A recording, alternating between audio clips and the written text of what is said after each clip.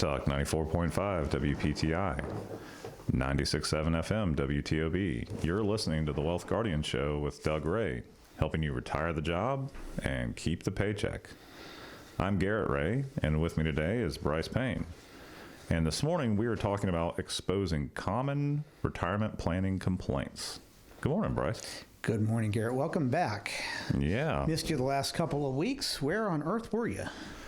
Oh, just attending my nuptials. So, yeah. And where was that? It was first of all, just great experience. Cindy's family made it from Oklahoma all the way to sunny Florida.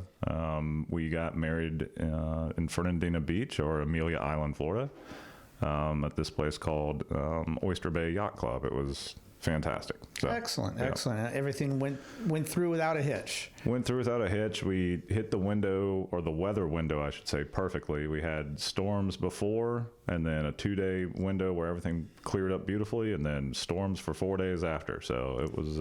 It's a metaphor. Yeah, that's right. That's right. All right, but you had the honeymoon at the same time, too. Yep, we just stayed down there an additional full week. So, I was off 3 days, basically took like a half week off, got down there that weekend for the wedding, and then the full week after was honeymoon, although mostly through the tropical depression that was off the coast. Right, but yeah, but it was good. And how did it so happen that you had your wedding on a Saturday in the middle of college football season? I know. It's especially for a bunch of Oklahoma folks, and they're big OU fans. Right. Cindy went to OU, so did her mom and her dad. So I think they all put aside college football for one day to attend. Okay. So it was good. One day they hit the record button. That's right. All right, very good. Well, go ahead and congratulations, by the way, and best wishes to Cindy. So glad that everything went as planned, and Doug and your mom were down there as well. So welcome back to everybody, and look forward to being able to hang out with you and Cindy again next time, maybe here in a couple of Saturdays or whatnot, and be able to give her a best wishes right in person. But let's go ahead now and move to the Wealth Guardian Service Salute. Garrett, lead us off this week on that. Yeah, just like we do every week, we want to take a moment here to recognize our men and women in uniform serving our country, and those first responders out there too. You're keeping us safe as a nation, keeping us safe as a community. We tip our hats to you, and just keep you near and dear to our heart and our thoughts. And the families as well out there. All right. Well, thank you for doing that. So let's go ahead and jump into our topic here, Garrett. Exposing retirement planning complaints. Yeah. You and I, the Wealth Guardians here, you, me, and Doug, sit down with somewhere around 50 clients a year, about one a week, and see what we can do if their needs and their goals and their objectives align with what services we provide, what our realm of expertise is, and see if we can help them improve their overall retirement situation, whether that's properly aligning their portfolio, making sure they've got certain insurance needs covered, lowering their taxes as much as possible, lowering their fees as much as possible, creating a drawdown strategy that makes sense when they turn on Social Security, that they're taking from the right accounts in the right years. Yeah. And when we do that, it's usually a 4-meeting process. Sure. And when we do that, it is not uncommon that the reason somebody is coming to us is because they have some complaints about whatever their current situation is now. Sure. Absolutely. And, or some fears. Yeah. Fears, complaints. Yeah. Yep. Fears as well. Maybe not necessarily complaints.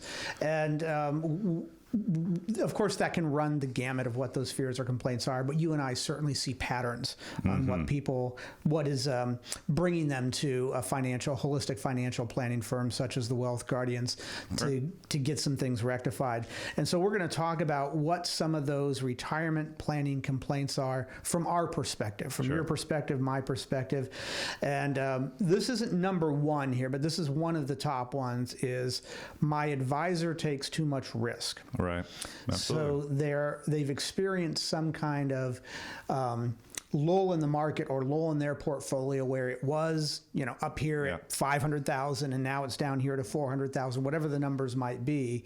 And that has been the impetus for them deciding whether or not they need to leave wherever they're at and go to somebody new is because Sure. they're taking too much risk. What are your thoughts on why that would happen? Yeah, I think there's two thoughts that come to mind, at least kind of quickly here. First and foremost, it could be that the person or the prospect that we're talking to, the plan that they had before in life, let's say when they were in their 30s, 40s, and even early 50s, now suddenly doesn't seem like it feels right. And so they've had a little bit of a psychology change where they are no longer as tolerant to the swings of the market. Of course, we all like it when it swings upward. We love that one. And when we're early and mid in our careers, we're okay if the market goes down because we've got a long time horizon ahead of us. Okay, retirement is still 15, 20 years away. I'm not too worried. But as you start to creep closer and closer to that target retirement age, whatever that may be, age 60, age 65, then it stings even more when you start to see those losses. And so perhaps your risk tolerance, your personal risk tolerance has changed over time, and the advisor that you're working with currently maybe has not adjusted your portfolio to align the portfolio with your personal risk tolerance. Maybe you haven't had that conversation. That's something that we take a lot of time trying to understand with people who talk into our office. Hey, what are your goals, number one? And then, okay, what's your risk tolerance to get there? And sometimes that takes some tweaking. Lots of times we'll see a misalignment there. The other thing, too, is kind of touching back on what I talked about earlier is that advisor may not necessarily understand what their specific goals as we march through time in life are. It's quite common that when a couple is just getting started or even kind of midway through life, in the peak of raising children, that sort of thing, that they're all about wealth accumulation. Well, typically, if you want a high growth portfolio, that's going to also bear some additional risk most of the time. Right. But if goals have now changed and we haven't changed the portfolio to align the goals, then you can start to see some frustration there, I'll call it. Yeah, so. Absolutely. My advisor takes too much risk is a common one, and I think you touched on it there. It's the advisor might not understand what kind of risk they feel is an acceptable amount of risk, or maybe whatever amount of risk that he or she ascertained years ago has changed, and he's not going back and reevaluating one's risk tolerance on a regular basis. We do that. Yep. We meet with all of our clients once a year, and when they first became clients, we had a good understanding by way of a couple of different questionnaires and a process to understand what Mom or Joe and Sally's risk tolerance was at the time that they onboarded with us, and we're going to make sure that that doesn't change, or if it does change, that we're going to adapt the portfolio accordingly. And so I think what you hit on it was, if the advisor takes too much risk, it's because he's not doing his due diligence and understanding what the risk of said client is. Yeah, and absolutely. That is something that we absolutely do, and that's what a fiduciary as we are should be doing for them. I agree. And it's a two-way street. It has to be. That advisor has to be, asking for that feedback, and the person involved also needs to be providing that. So. Well, that's true, but the advisor can never say, well, you never told me that your risk tolerance changed. No, that's if your true. Advisor is trying to tell you that it's on you for him to understand something, no, the advisor needs to be proactive. So don't let him try to tell you that. That would be on the advisor for not knowing something. Now, if you're just tuning in, you're listening to the Wealth Guardian Show, and we are talking about exposing retirement planning complaints. Now, before we get into the next one here, I do want to take a moment. Garrett, we have a seminar coming up here on the 12th and the 17th of October, and it is taxes and retirement.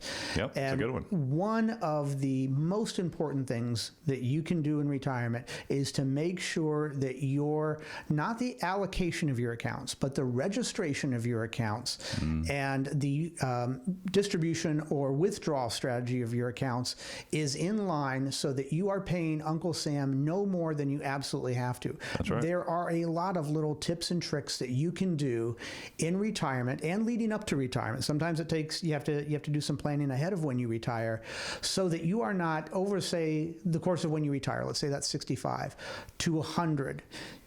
we have the data that can show us based on how much somebody has and how much they have in their IRAs and how much distributions they're going to take. We can see what their lifetime taxes to Uncle Sam is going to be. Yep. It's not uncommon for that to be $1 million+. And that blows people's minds away sometimes. But if we can get your taxes lowered from $1 million to $700,000 over the course of a 25-year retirement, Sure. that is massive. Absolutely. It's massive. That is huge. So it is not just about allocating your portfolio so that you have the best chance for growth, but it's how can you save the most from Uncle Sam as well, or preserving what you have. Well, that's what we're going to talk about in our Taxes and Retirement Seminar, which is coming up. We do that one once or twice a year. So it's coming up now in October, Thursday the 12th. The 12th. And Tuesday the 17th. What time? 6:30 p.m. Yep. And where? At our offices in Clemens. It's at the old Broyhill building underneath the giant water tower there. There is no cost and there's no obligation to attend, but you do got to register. And so how do you register? Give us a call at 336-391-3409. That's 336-391-3409. If you don't want to use the phone, it's a little antiquated for you, you're more of a computer person, dial into our website, thewealthguardians.com, and then click on the events tab. You can also register that way. Again, no cost or no obligation, but I don't know why you wouldn't want to attend something like this if we're going to be spelling out for you the things that you can do prior to retirement and in retirement to pay Uncle Sam a lot less than what you would be if you didn't have a tax mitigation strategy already in place in your retirement plan. So that's what we're doing here. Give us a call or register online. Highly recommend it. All right, Garrett, so we got through only one in this first segment, so we're going to try to get through 3 or 4 here in the second segment. But you know what time it is?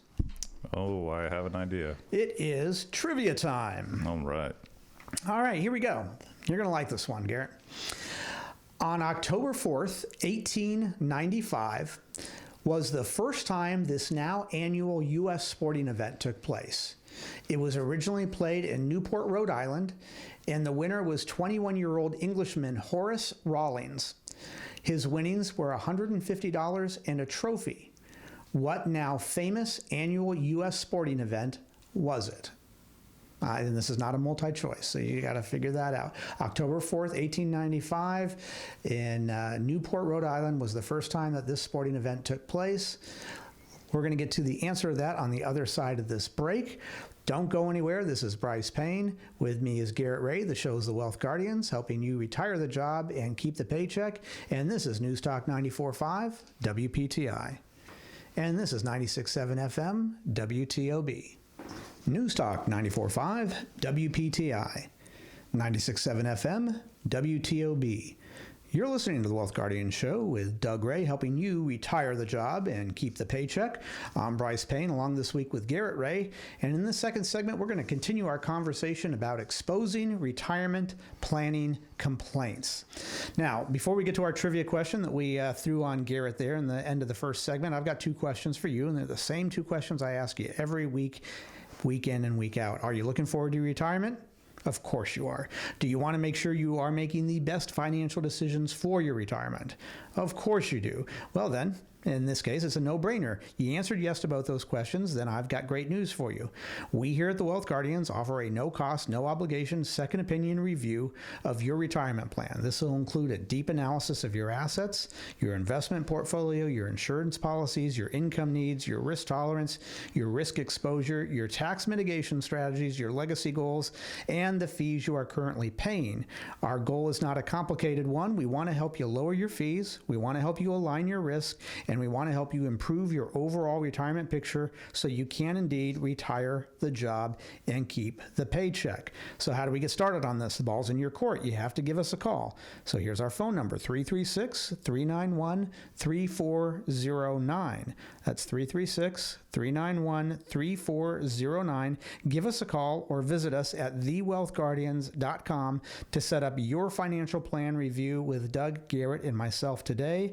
Remember, the markets are not going to wait for you. All right. Well, it's our favorite time of the weekend here. We're going to see if we stumped Garrett. And here is that trivia question again. Garrett, you ready? I'm ready. On October 4th, 1895, this was the first time this now annual U.S. sporting event took place. It was originally played in Newport, Rhode Island. The winner was 21-year-old Englishman Horace Rawlins. His winnings were $150 and a trophy. The question is, what now famous annual U.S. sporting event was it? Well, you only mentioned one winner, so it's got to be an individual sport, I would assume. My best guess here is I'm going to say this is the U.S. Open for golf. All right. There we go. And I do not have $150 winnings for you, but we'll give you the kudos. That is exactly right. It was played at the Newport Country Club. There were 11 contestants, 36 holes in one day. Oh, wow. And it has changed a little bit. Now the U.S. Open travels. Yep. And do you know where it is next year? No clue. The 124th, which is next year in 2024, is at Pinehurst. Oh, cool. Well, And nice. June 13th through 16th. There will be 65 people who qualify via May through June. And the number, not the total purse, the total purse is around 20 million, but the number one spot is 3.6 million.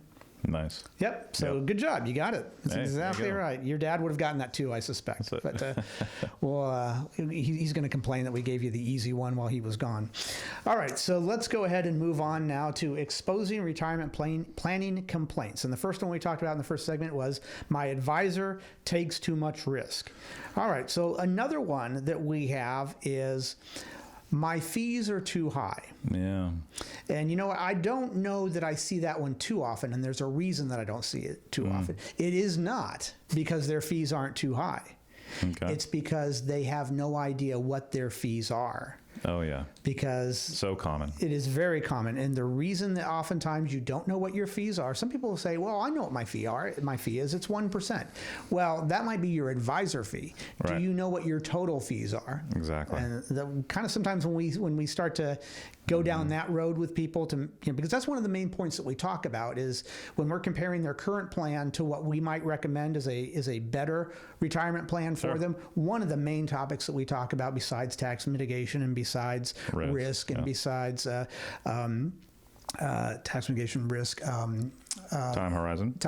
all of that is fees. Yeah. And that's where somebody really doesn't know as well as they should what's going on in their portfolio. Exactly. And there's a reason for that, because most people saving for retirement are saving via their 401ks. There is, folks, listen to this. This is important.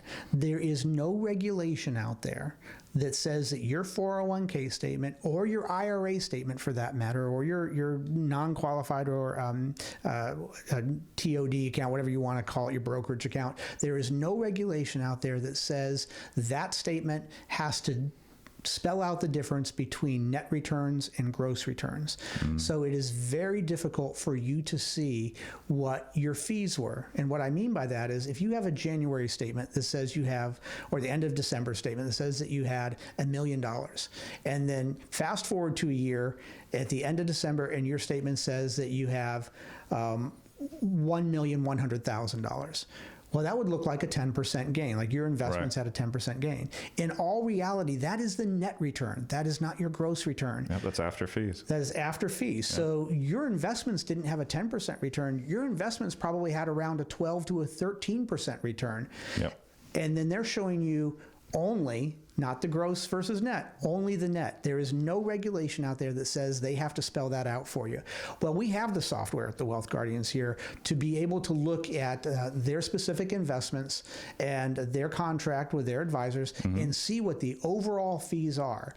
And that's what we call, we go over that in the second meeting, and that's what we call the eye-opening meeting. Yep. So yes, are people's fees too high? Yes. Do people know that? No, because they don't have a clue what their fees are. We're going to help help you figure that out. And what's more, if we do make recommendations, we're going to run that same fee analysis on our portfolio that we ran on theirs, because what's more fair than a side-by-side comparison, right? Absolutely. So we're going to add up all the fees, whether it's an advisor fee, a 12B1 fee, a mutual fund fee, a trading cost fee, all of those, money manager fee, going to add all those up, and then we're going to add up all the fees that would be pertinent to our recommendations to, if you became a client with us and we allocate your portfolio accordingly, what is your total fee with us?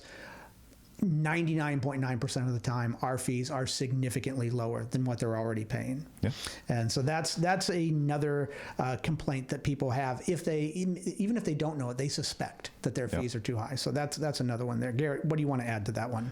No, I was just going to kind of piggyback off of what you said. Part of the process that we take is that fee education. There are fees out there that most people have a pretty good idea about. Their advisory fee, most of them will kind of know what they're paying. But there's other fees out there that they had no clue existed. And part of that education process really helps people understand and connect the dots as to, okay, this is truly what I am paying. And you can kind of see the gears turning in the heads when we go through that meeting process. And, we view it as that's our role, is to educate you around the numbers of finance. Right. Because there is so much out there that folks just don't have the time to research and that sort of thing.